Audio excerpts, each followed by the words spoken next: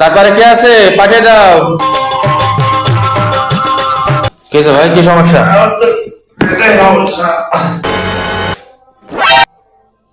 দেখি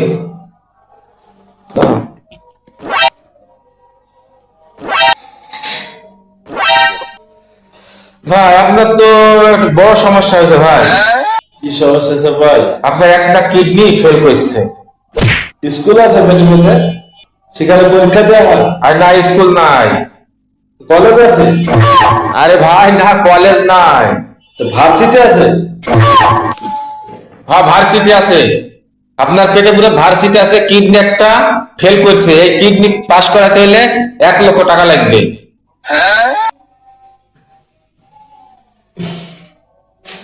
আমার তো পরীক্ষা দেওয়া হবে না, কিডনি কামলা খাক, আমার দরকার নাই।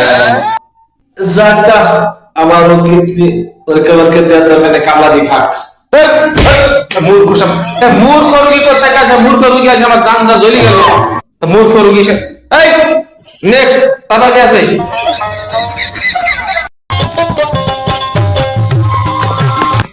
ডাক্তার সাহেব, ডাক্তার সাহেব, ভাই, এই আমার ভাই খুব অসুস্থ। ভাই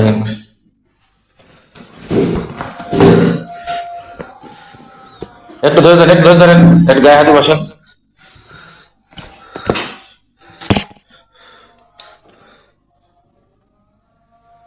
দেখি দেখি, জি তো তাজা তাজা লাগছে।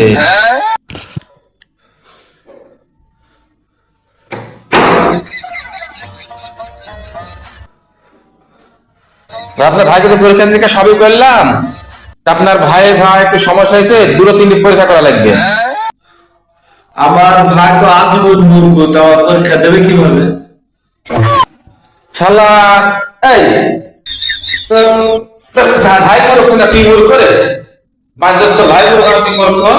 ভাই পরীক্ষা দিতে ভাই মূর্খ না, জল সব মূর্খ রুগী আছে আমার, এইসব জালি করি আমাকে নিজে রুগী বানিয়ে দিচ্ছে গোয়া। তো যত সব মূর্খ রুগী সবাই আমার এই ঝামেলা করে ফেলে গেলে।